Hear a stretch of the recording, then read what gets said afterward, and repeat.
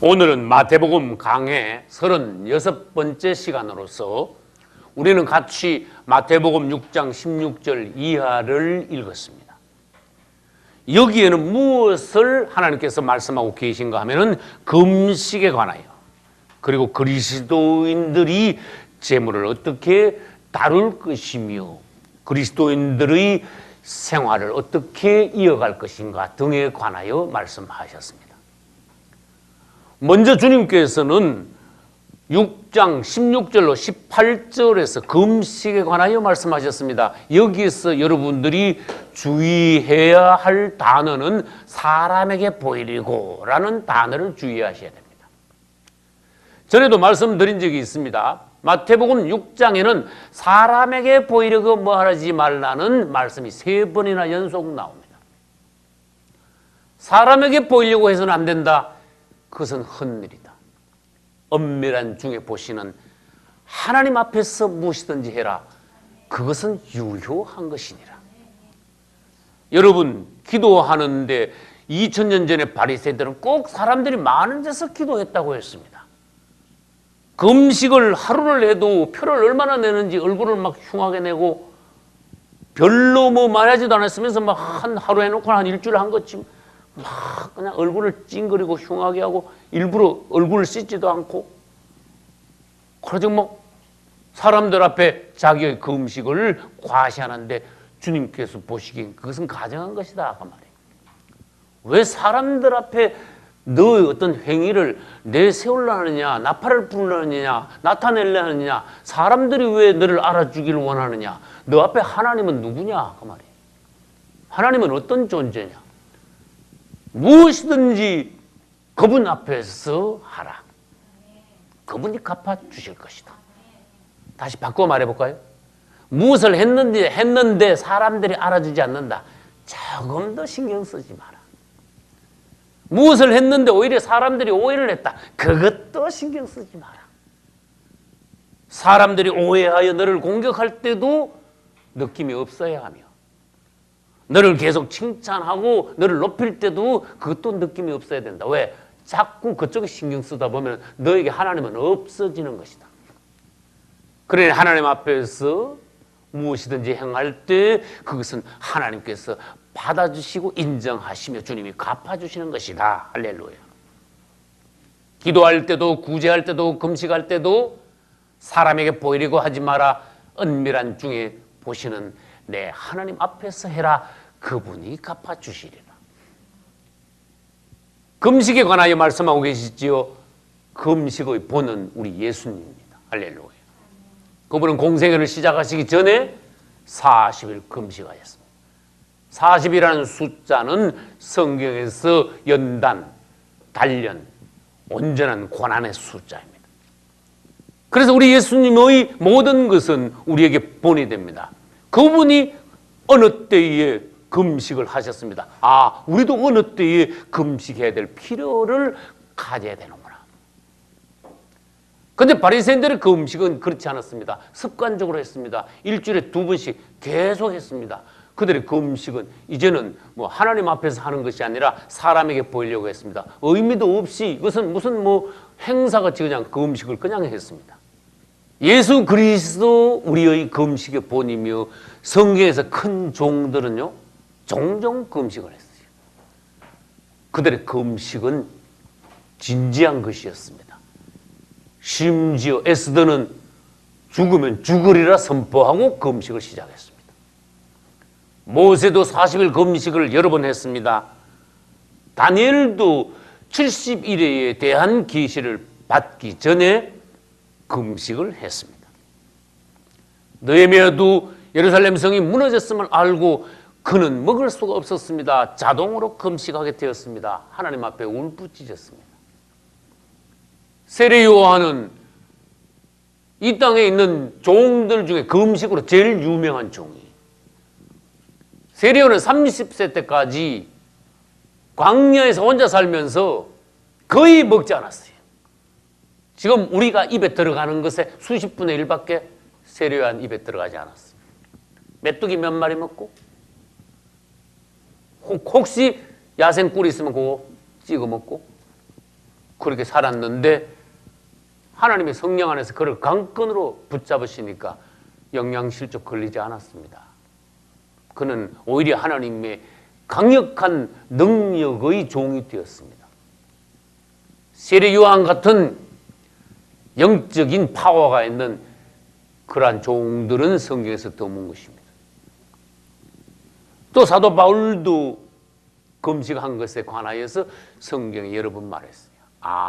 종들의 금식은 성령 안에서 하나님이 시키시는 금식이구나. 도저히 먹을 수 없는 금식을 함으로 그 금식을 통하여서 하나님께서 종들에게 특별한 역사를 하셨구나. 할렐루야. 금식을 다시 말합니다. 금식은 그리스도인들이 그냥 먹지 않는 것이 아니라 어떤 절박한 상황이 내 앞에 있으므로 그 상황 앞에서 먹을래야 먹을 수 없는 것을 우리는 진정한 금식이라고 말해야 됩니다. 그것도 하나님 앞에서 먹지 않는 것을 말합니다. 우리는 기독교인들이 살다 보면 반드시 긴박한 절박한 상황을 가끔 만난다는 것을 인정해야 됩니다. 그러면 주님이 나에게 금식을 명하시는구나 하고 여러분들이 금식할 수 있어야 합니다. 그러면 여러분들이 하나님의 기이하신 도우심을 체험할 수 있습니다. 기도의 체험을 통하여 여러분들의 믿음은 견고하게 될 것입니다. 하나님을 여러분들이 간증할 수 있게 되는 것입니다. 나는 목회하면서 어떤 사람을 만나면 금식 이야기하니까 어떤 사람 깜짝 놀라면서 목사님 다른 건 몰라도 저는 금식은 못해요. 나 그런 분을 봤습니다. 그다음 그 뒤에다 또 뭐라고 말하면 한 끼도 못해요. 그랬어. 내가 그 사람의 영을 봤어요. 자기 몸을 너무 사랑하는구나. 에스더는 여자인데도 어떻게 죽으면 죽으리라 하고 금식을 했을까? 저 사람은 살면서 긴박한 절박한 상황을 한 번도 만나지 않았을까? 다시 말합니다. 자기 자신을 사랑하고 자기 몸뚱아리를 애지중지하면 금식은 절대로 못합니다. 그 사람은 진정한 그리스도인이 될 수 없습니다. 육적인 사람이요. 잘해봐야 혼적인 사람이 됩니다. 자기 몸을 아끼고 자기 몸이 너무 소중하니까 금식하면 죽을 것 같으니까 배고픈 거는 못 참으니까 육체의 요구가 너무 심하니까 하나님 앞에 육체의 소욕을 끊고 육체의 소욕을 내려놓고 금식하는 건 무서운 거야. 이건 배고픔을 못 참는 차원을 넘어서 주님 앞에 그의 영이 약하다는 거예요. 그런 사람들의 믿음은 올라가기가 대단히 어렵습니다. 주님은 마태복음 6장 16절 이하에서 아까도 말씀드렸습니다. 너희들이 금식할 때 사람에게 보이려고 하지 마라. 하나님이 너희들에게 금식을 시킬 것이고 너희들이 그때 하나님 앞에서 금식하면 왜 하나님이 너희에게 금식을 시켰는지 알게 될 것이다. 금식을 시킨 분도 하나님이시요. 너는 순종할 때 그것을 통하여 하나님이 어떤 축복을 주시려는지 너는 체험하게 되며 그분을 찬송하게 될 것이다. 성경을 읽어봐라. 종들이 어떤 금식을 하여 어떤 놀라운 축복과 하나님의 비밀을 보았느냐. 그래서 금식의 의미를 알아라 하는 것이. 할렐루야. 우린 지난번에 금식 기도에 관하여서 말씀을 한두 번 전했기 때문에 오늘 여기서는 금식에 관하여 많이 하지 않겠습니다. 그 다음에 우리는 이제 제물에 관하여 주님께서 말씀하셨는데 이것은 6장 19절부터 끝절 34절까지 계속하여 길게 주님께서 말씀하셨어요. 19절부터 시작하여 6장이 끝날 때까지 사실은 계속 그리스도인들이 재물을 어떻게 관리할 것인가, 그리스도인들이 재물을 어떻게 대할 것인가, 재물과 연관되어 그리스도인들의 생활은 어떻게 해야 할 것인가 등등에 관하여서 주님이 계속 말씀하고 계시는 것이에요. 여기서 사람들이 잘 깨닫지 못한 중요한 말씀은 무엇인가 하면은 이 세상 사람들에게 두 하나님이 있다는 것을 주님이 말씀하셨어요. 이것은 놀라운 말씀이에요. 다른 말로 하여 두 주인이 있다는 것이죠. 어떤 사람들에게는 하나님이 주인이요 하나님이 그의 하나님이지만 어떤 사람들에게는 재물, 물질, 돈이 그의 하나님이요 그의 주인이다. 너희들은 둘 중에 하나를 선택해야 된다. 한 사람이 두 주인을 섬길 수 없나니 너희가 하나님과 재물을 겸하여 섬길 수 없느니라. 주님은 분명히 말씀하셨습니다. 사람들에게 두 주인이 있다. 다른 말로 두 하나님이 있다. 거의 95% 이상 사람들에게 돈이 그들의 하나님입니다. 그걸 인정해야 됩니다. 교회 안에서 그리스도인들도 돈을 대단히 좋아하는 사람들이 많이 있습니다. 주님은 라오디게아 교회를 통하여서 오늘날 교회가 부자가 되었다고 그랬습니다. 교회도 부자들이 되어 그래하여 물질적으로 부유함으로써 그들은 서머나 교회나 초대교회 어떠한 교회들처럼 하나님과 가까이 있지 않고 물질이 그들의 하나님이 되어 점점 믿음이 떨어지고 하나님과 멀어졌다고 말씀하셨습니다. 신앙이 미지근하게 되었다고 주님 말씀하셨습니다. 주님이 문 앞에 와도 그들은 전혀 감각이 없다고 말씀하셨습니다. 그들 자신이 그들의 왕이 되었다고 하셨습니다. 우리 그리스도인들은 어떻게 물질을 관리하여 어떻게 물질로 하나님께 영광을 돌리고 어떻게 물질로부터 해방되어 물질을 통과하고 이것으로 인하여서 하나님 앞에서 점수를 잃는 것이 아니라 오히려 특별히 점수를 얻을 수 있을까? 이것을 생각해야 돼요. 할렐루야. 주님 말씀해 놓으셨어요. 얘들아, 물질이 무엇이? 원어는 마몬이라 그래. 물질을. 마몬. 원래의 원어에는 물질을 마몬이라 해놨어요. 사람이 구원을 받기 위해서는 확실한 구원을 받아야 됩니다. 초대교회 성도들은 구원을 받대. 아주 구원을 세상 말로 하면 똑부러지게 구원받았어. 요즘 그리스도인들의 구원은 희미해. 이게 문제입니다. 구원을 받았는지 안 받았는지 자기도 잘 모르겠고 남이 봐도 구원받은 사람인지 아는 사람인지 희미한 사람들 교회 안에 너무 많아. 초대교회의 구원은 100% 구원이요. 확실한 구원이요. 역동적인 구원이요.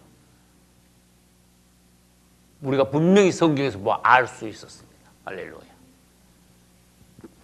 그 특징 중에 하나가 초대교회의 역동적이며 확정적인 확실한 구원의 여러 가지 특징인데 그 중에 하나가 오늘 우리는 뭘 하고 있습니까? 재물에 관하여 하고 있죠. 그들은 자기 자신의 영혼이 적극적으로 분명하게 구원받았을 뿐만 아니라 재물에서도 해방되었어요. 자유함을 얻었어요. 나왔어요. 이 문제를 깊이 보는 사람들이 기독교 내에 잘 없어요.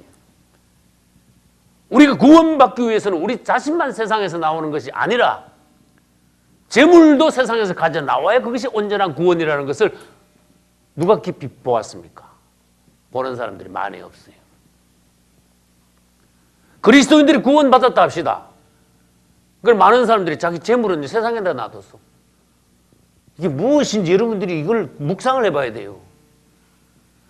세상에서 나올 때 네 몸만 나오지 마라. 재물도 같이 나와라.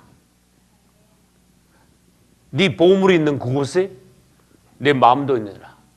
무슨 말씀인지 이것을 깊이 묵상해 봐야 됩니다. 그래서 잘 못 알아듣는 이들을 위하여서 주님은 출애굽기에서 그림을 하나 보여주셨어. 할렐루야. 출애굽기 12장에서 주님은 유월절을 명하셨습니다. 그 이후에 이스라엘 사람들은 애굽에서 나올 때 몸만 나오지 않았습니다. 애굽에 있는 큰 재물을 가지고 나왔다 했습니다. 할렐루야. 저는 방송 설교에서 말한 적이 있습니다. 이스라엘 백성들이 애굽에서 나올 때 큰 재물을 가지고 나왔는데 그들은 애굽의 재물을, 애굽 사람들의 재물을 빼앗아 가지고 나온 게 아닙니다. 그랬어요. 그들의 조상 때부터 수백 년 동안 그들은 종사를 했습니다. 오늘날로 따진다면은 엄청난 것을 받아와야 됩니다. 그보다 훨씬 더 많이 받아가 나와야 됩니다. 어쨌든 이스라엘 사람들은 정정당당하게 애굽 사람들에게 재물을 받아가지고 나와서 그것으로 무엇을 했습니까? 광야에서 성막을 짓는데 하늘께 왕창 갖다 드렸어. 너무 많이 들어가지고 모세 밑에 있는 수종자들이 모세에게 찾아와가지고 모세요, 백성들이 하늘께 너무 많이 갖춰 바치니까 이제는 좀 그만 가져오게 좀 얘기 좀 해주세요. 그 그림은 오늘날 우리 그리스도인들이 재물에 대하여 어떻게 되는가 보여주신 좋은 그림이에요. 할렐루야. 그 다음 두 번째 그림 또 있습니다.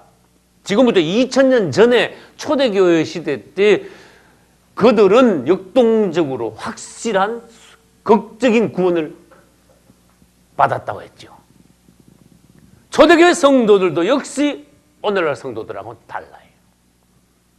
그들도 수천 년 전에 애굽에서 나올 때 이스라엘이 몸만 나온 것이 아니라 재물도 가져 나왔듯이 초대교회 성도들도 물질에서 해방되었어요. 딱 구원받으면 그들은 자기 재산을 팔았어요. 내가 이런 설교하면 오늘날 시험 들까 염려되는데 여러분 내 설교 듣고 재산을 팔지 말기 바랍니다. 원칙을 말씀드리는 겁니다. 초대교회 성도들은 여러분 사도행전 2장과 4장을 읽어보십시오. 자기의 재산을 다 팔아 사도들의 발 앞에 두매. 사도들은 그것을 받아 성도들을 다 예수님의 눈으로 봅니다. 살핍니다. 돌봅니다. 필요한 대로 넉넉하게 나누어 주었습니다. 초대교회 교회 안에는 아무도 핍절한 자가 없더라. 할렐루야.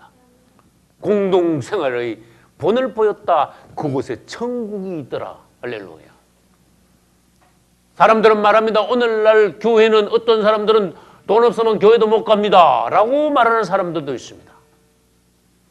어떤 교회 가면 부자들끼리 모여있고 어떤 교회 가면은 가난한 사람들은 취급도 안 합니다. 라고 말하는 사람들도 있습니다. 그것은 초대교회와 오늘날 교회가 너무 다르다는 것입니다. 우리는 앞으로 적그리스도가 등장하면 바로 성도의 환난을 맞이하여 공동생활을 시작하게 됩니다. 그것은 2000년 전에 초대교회의 공동생활이 오늘날 곧 재현되는 것입니다. 할렐루야.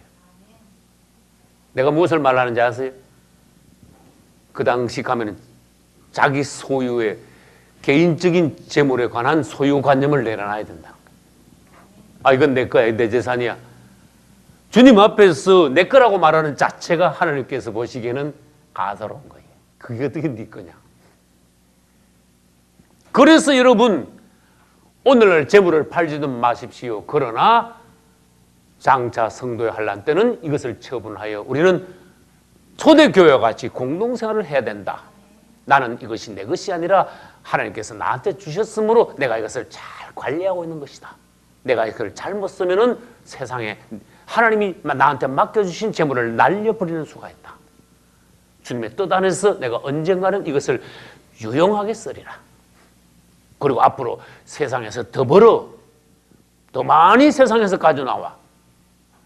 이스라엘이 애굽에서 큰 재물을 가지고 나왔듯이 우리는 세상에서 큰 재물을 가지고 나와 주님의 교회를 위하여 복음을 위하여 마음껏 쓰리라 드리리라. 할렐루야.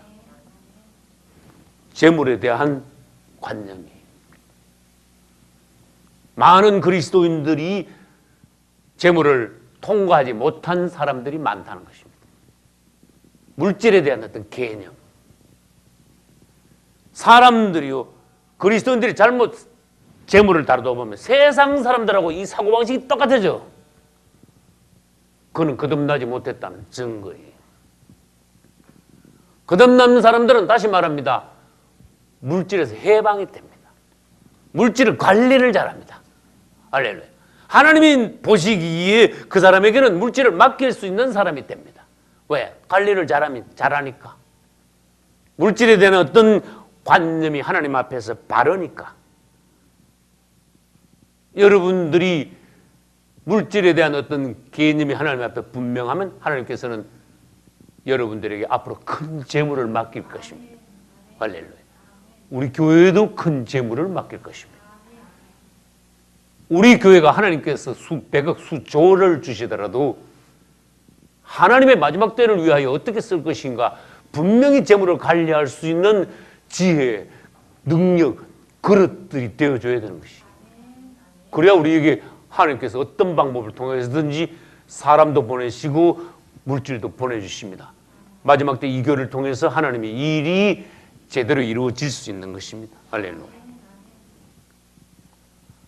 성경에 있는 큰 종들과 초대교회 성도들은 한결같이 물질에서 해방되었어. 아주 자유로웠어. 가난해도 가난한 대로 주님을 잘 섬겼고, 부유하면 부유한 대로 그들은 유용하고 적절하게 그들의 재물을 주를 위해서 사용했습니다. 그래서 오늘날 우리는 이 돈이 뭔지 알아요. 전에도 저는 설교한 적이 있습니다. 세상 사람들이 보니까 다 돈 되게 좋아하더라. 여러분, 돈이 사는데 필요하지만 그 사람 마음 안에 나는 잘 모릅니다. 그러나 하나님은 그 사람 마음을 압니다. 너 돈 되게 좋아하는구나. 하나님이 뭐라 하시는지 각 사람이 점검을 해봐야 돼. 너 돈을 대단히 좋아하는구나. 그건 뭐예요? 반대로 너 하나님은 별로 안 좋아하는구나.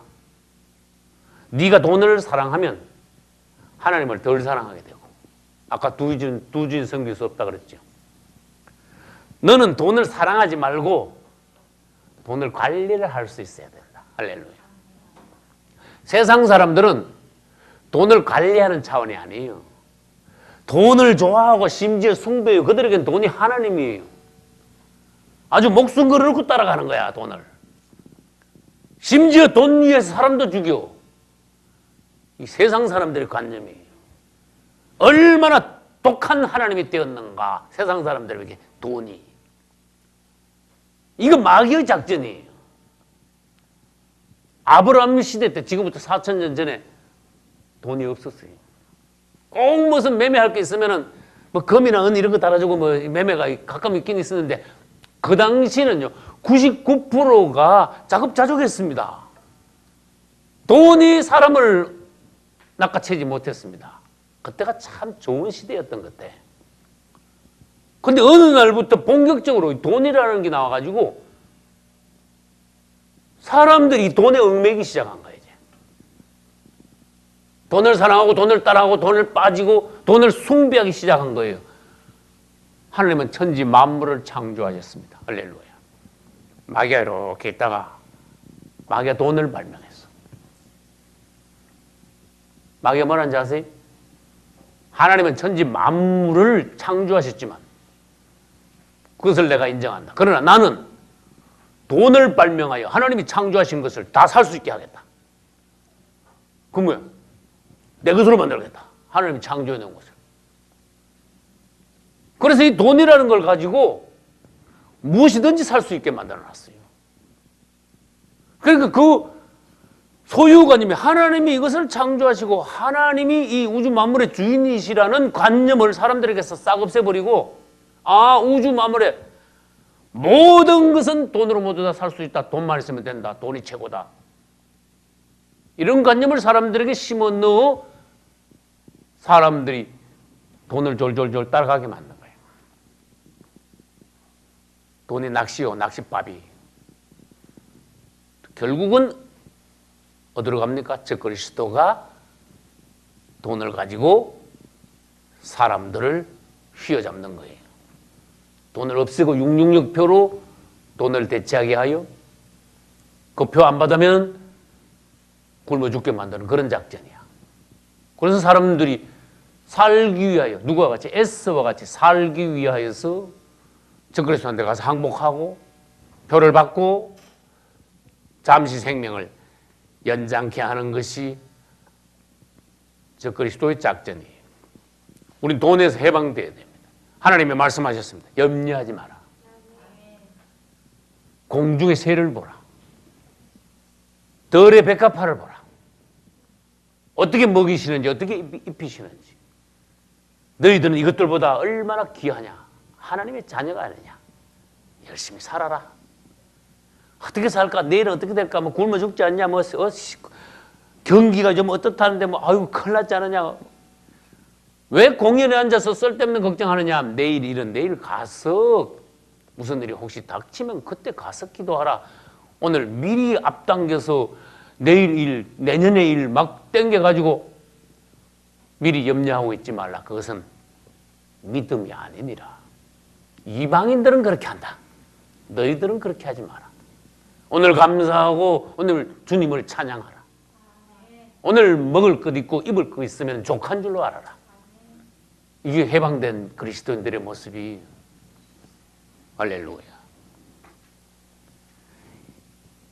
예수 안 믿는 사람들은요, 특징이 뭔가 하면 걱정이 많아. 이야, 돈이 좀 있으면 조금 안심이 되는데 돈이 없으면 불안 초조하기 시작하는 거야. 이제 어쩔 줄을 모르는 거야. 이거 그들은요 전혀 믿음이 없기 때문에 그래. 돈에 의지해서만 살았기 때문에 그래. 그들에게는 보호자가 없고 돈이 그들의 하나님이기 때문에 그래. 우리는 돈이 있어도 감사, 없어도 느낌이 없어야 돼. 많으면 기분이 좋고 없으면 노심초사하고 그게 그리스도인입니까? 그 사람 믿음 있는 사람입니까? 하나님이 그 사람에게는 어떤 존재입니까? 하나님은 아무것도 안 하잖아. 그 사람 앞에서는. 하나님하고 상관없는 사람 아닙니까? 교회 안에도 이런 사람들이 많다는 것이 문제라는 거예요. 우리는 돈이 우리에게 안심을 가져다 주거나 기쁨을 가져다 주는 것이 아니라는 걸 알아야 됩니다. 주님 안에서 기뻐하고 돈은 살아가는데 필요한 것이에요. 그냥 주님이 주시는 대로 관리를 잘 하는 거예요. 없으면 없는 대로, 부족하면 좀 부족한 대로 만족하고 감사하면서, 많으면 많은 대로 어떻게 하나님께서 나에게 주신 것을 이것을 잘 관리할까? 어떻게 하나님의 필요를 따라 주님을 위하여 쓸까? 그 사람이 이제 하나님 앞에서 아까 말씀드렸죠. 큰 그릇들이 되어가는 거야. 근데 세상 사람들은 말씀드렸죠. 돈을 너무 좋아하는 거, 너무 따라가는 거야. 하나님, 그들에게는 너무 절대적인 하나님인 거예요. 그러다 보니까 매일 무슨 일이 일어납니까? 돈 때문에 매일 싸우는 거야. 매일 사람이 죽는 거야. 돈 때문에 죽는 거야. 디모데전서 6장 10절에는 돈을 사랑하는 것은 일만 악의 뿌리가 된다. 이것을 사모하는 자들이 미혹을 받아서 믿음에서는 떠나고 많은 근심으로써 자기가 스스로 자신을 찔러도다. 망하고 만다는 뜻이다. 사람들은 돈 없으면 염려 근심하지만 우리는 주님 안에서 그리스도인들의 특징이 있어야 됩니다. 항상 기뻐하고 평안하고 자유함을 얻어야 되는 것입니다. 돈 없으면 벌벌 떠는 사람들은요, 그것이 뭐냐면 마귀 앞에 떠는 거하고 같은 거예요. 생활의 염려는 무엇입니까? 믿음이 없다는 거예요. 돈이 없으면 염려 근심하는 사람들은 결국은 적그리스도한테 넘어가게 되어 있는 거예요. 여러분, 물질 앞에 약해서는 안 됩니다. 하나님께서는 26절에서 무엇을 먹을까, 무엇을 마실까, 무엇을 입을까 염려하지 마라. 이방인들이 하는 것을 너희도 따라해서는 안 된다.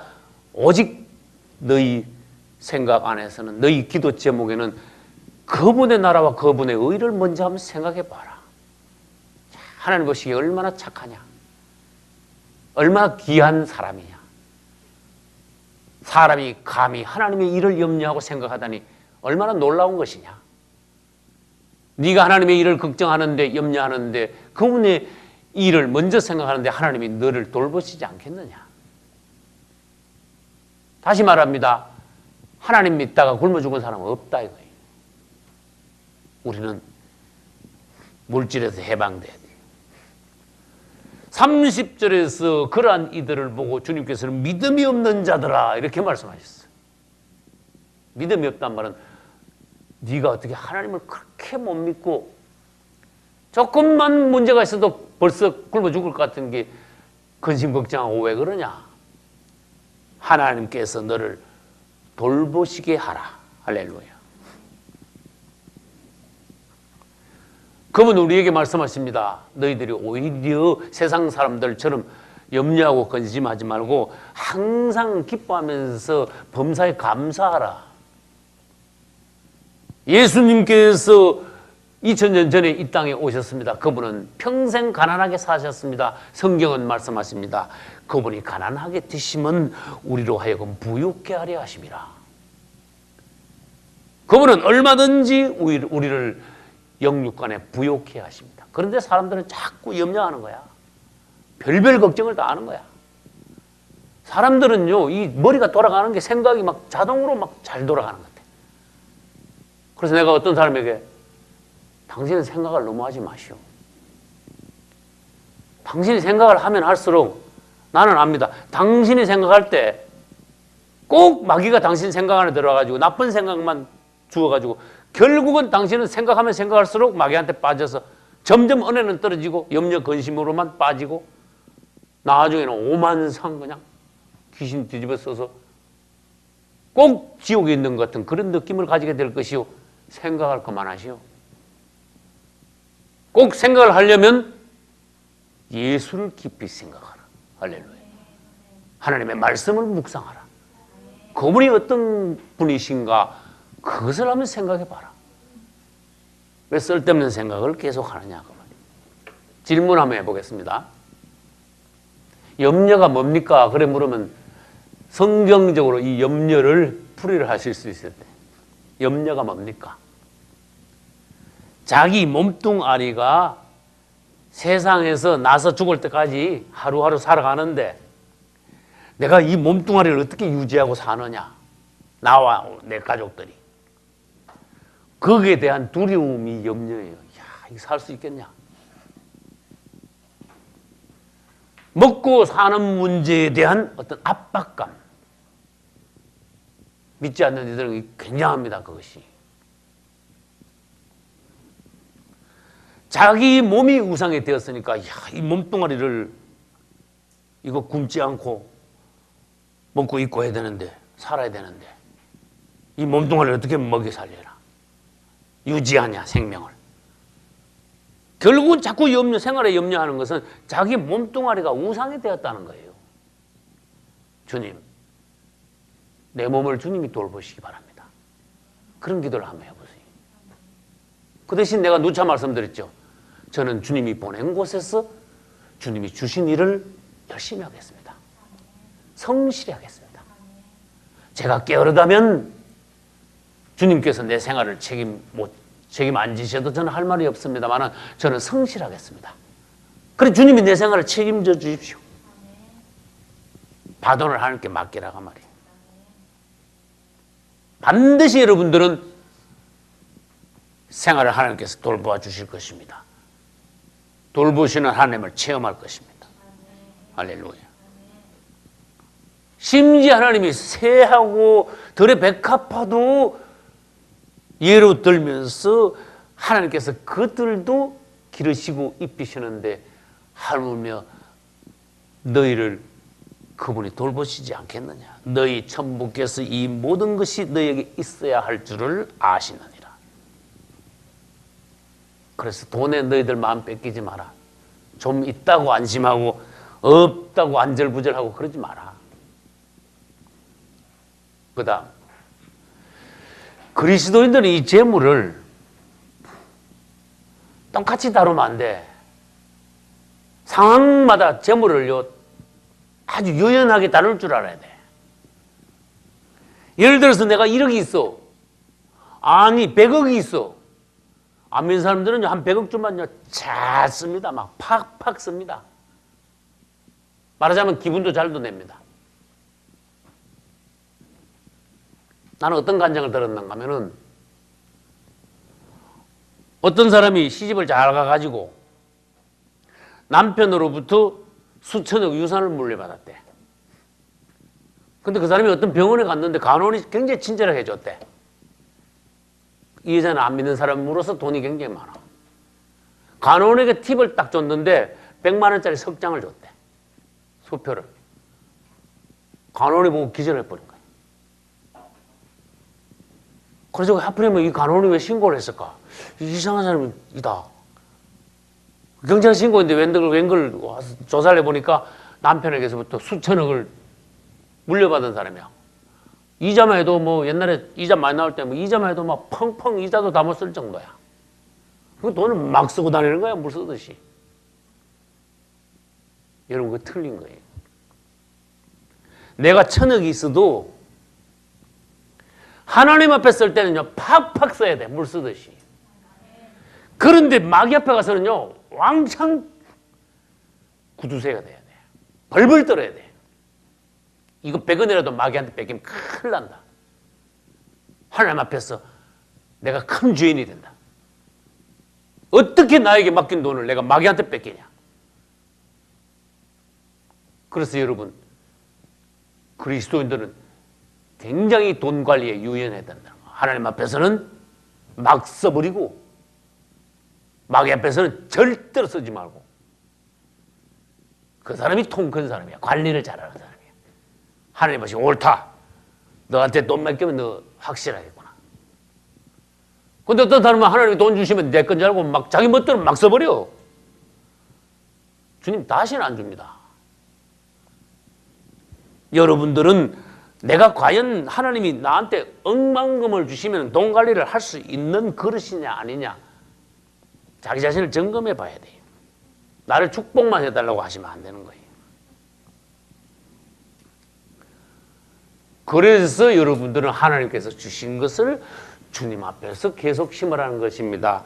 심은 대로 거두리라. 내 보물을 절대로 하나님 주신 것을 땅에다 쌓아두지 마라. 하늘에다가 쌓아두라. 저 개인적인 간증을 잠깐 하는 것을 용서해 주시기 바랍니다. 저는 우리 자녀들이 매주 헌금하는 것을 봅니다. 근데 여러분들이 모르게 사택에서도 우리 자녀들은 종종 아빠에게 헌금을 가져와서 기도를 받습니다. 근데 나는 사모님에게 여보 주일인데 애들 헌금하게 돈 줘요. 나 그런 소리 평생 한 번도 한 적 없어요. 얘들아 이거 헌금해라고 애들한테 돈을 주면 그거 헌금하라고 받아가요. 헌금하는 거는 나는 그 가치가 뚝 떨어진다고 봅니다. 안 하는 것보단 낫지. 애들한테 헌금을 가르치니까. 근데 나는 다섯 자녀를 두었습니다만 너희들이 하나님 앞에서 정당한 수입을 가지고 하나님 앞에 너희 이름으로 심어라. 할렐루야. 일을 하면 아이들에게 수고비를 줍니다. 몇 시간 일하면 예를 들어서 5,000원 줍니다. 아니면 3,000원 줍니다. 애들이 아르바이트 합니다. 성경 한 장이 걸면 100원 받습니다. 그 다음 방학 때 예를 들어 볼까요? 우리 예찬이는 알바도 해가지고 1시간에 5,000원씩 받더라고.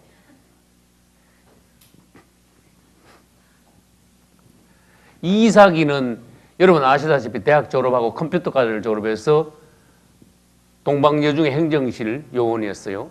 100몇십만 원 받았는데 하나님 교회 일이 많으니까 하나님이 관두게 하셨어. 전적으로 그냥 교회 일만 봐. 쉬는 날도 없어. 월급을 줘야 되잖아. 100몇십만 원 받던 거 관두게 하고 교회에서 일하게 한대. 월급 20만 원 줘. 근데 이삭이 또 매달 그 월급에서 5만 원띠가 바로 그 자리에 또 헌금을 해.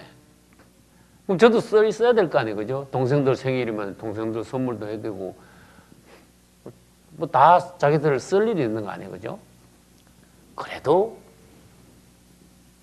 나는 10년 전에 성도들에게 선포한 적이 있습니다. 나는 시골의 가난한 교회의 목사이고 우리 자녀가 5이지만 염려하지 않는다. 우리 자녀들을 하나님께서 믿지 않는 자녀들도 대학 보내는데 우리 하나님께서 우리 자녀들을 대학 졸업하게 하실 것을 나는 믿는다.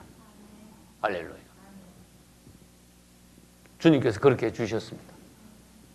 종의 말이 땅에 떨어지지 않게 우리 이삭이도 대학을 졸업했고 우리 예찬이도 재단 침신대 지금 2학년이고 우리 예종이 셋째 딸도 내년이면 이제 수능고사 보죠.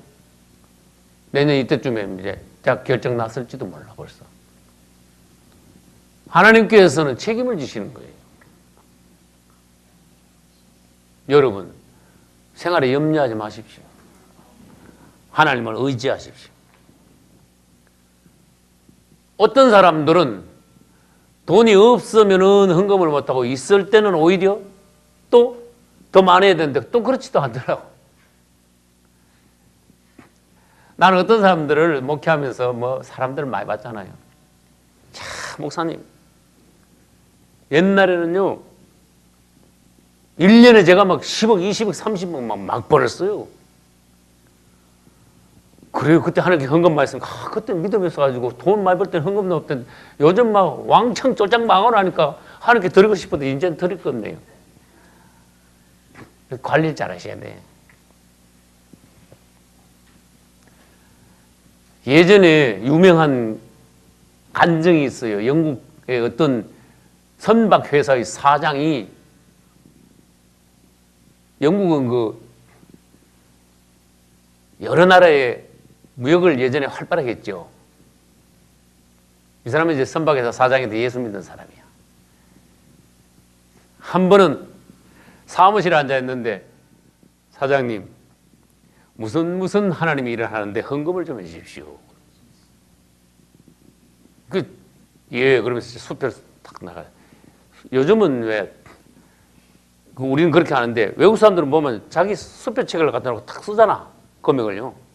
한국에 그런 게 나는 거의 못 봤어. 외국 사람들은 수표책을 갖다 놓고 자기 써 금액 얼마 몇 달러 해가지고 예를 들어서 영국이니까 파운드겠죠. 몇 파운드 해가지고 자기 사인 탁 하면 은행에 가서 돈을 찾는 거야. 이 사람이 이제 몇 파운드 해가지고 자기 사인 해가 내줬어.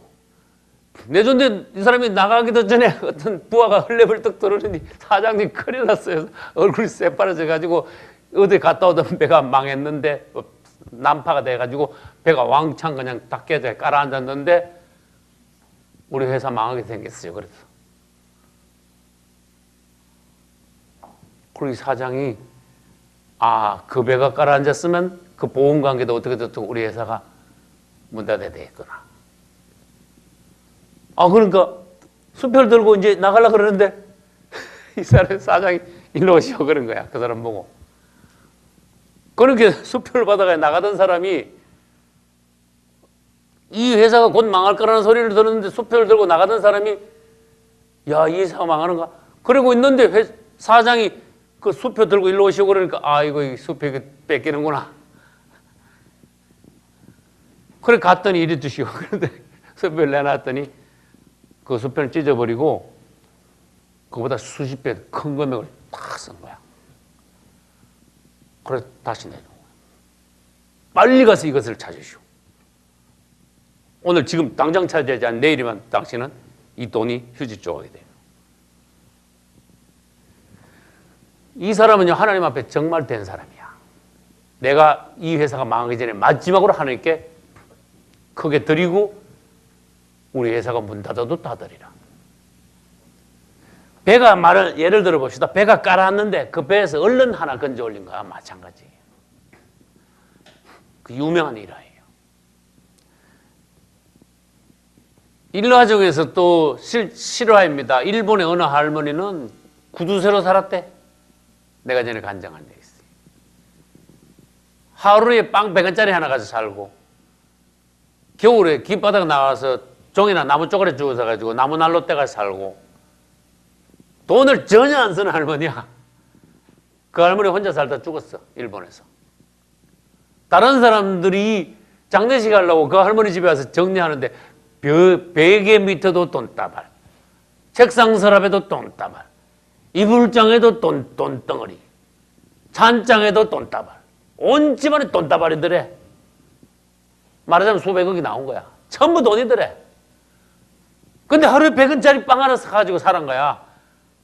겨울에 벌벌 떨면서 그 길에서 종이 주워 가지고 나무난로 때까지 사는 거야. 돈 관리를 못한 거야. 여러분, 그 사람에게 믿음이 있었으면 자기 자신도 돌보고 하나님께도 드리고 얼마나 그 사람 앞에서 돈이 유용했겠어. 근데 그 사람은 전혀 이 돈 관리를 못한 거야. 그러면 안 돼. 근데 한국에 어떤 할머니가 계셨는데 이분은 그냥 사는데도 계속 길에 나가서 종이 박스를 주워가지고 팔아가지고 일주일에 10,000원도 모으고 20,000원도 모으고. 아니 할머니, 그럼 생활하는데 그렇게 굶을 정도도 아닌데 뭘 그렇게 힘들게 나가서 그 박스를 그려주고 고생을 하시냐. 이 할머니가 말한가 봐. 나는 내가 벌어서 하나님께 드리는 게 내 낙이요. 나는 전혀 내 썰 욕심으로 돈을 버는 게 아니라 딱 한 가지 하나님께 드리기 위한 목적으로 종이박스를 줍고 돈을 버는 것입니다. 여러분, 그 일본의 할머니하고 그 지금 종이 주는 할머니하고 차원이 어떤가 한번 생각해 보세요. 다 같은 사람도 차원이 있다는 거예요. 이렇게 하나님 앞에서 수준이 있다는 거예요. 여러분들 돈 관리에 성공하시길 바랍니다. 할렐루야. 하나님 앞에 그러한 중심이 있어야 된다. 어떻게 하든 끝까지 하나님 앞에 드리고 심고 주를 위하는 그런 마음이 있는 사람이 하나님의 재물을 관리할 수 있는 사람이다. 그런 뜻이에요. 할렐루야. 정신이 하나님 앞에서 바로 서야 됩니다. 그런 사람들을 통하여 기독교 2000년의 역사가, 교회가 세워져 갔습니다. 복음이 서갔습니다. 하나님께서는 오늘날에도 큰 재물을 관리할 수 있는 큰 그릇의 성도들을 찾고 있습니다. 여러분들이 그렇게 돼야 됩니다. 여러분들이 평생에 하나님의 말씀에 순종하면서 하나님께서 여러분들을 특별히 축복하셔서 마지막 때 가장 크게 쓰시는 주님의 그릇이 되시기를 예수님의 이름으로 축원합니다. 할렐루야.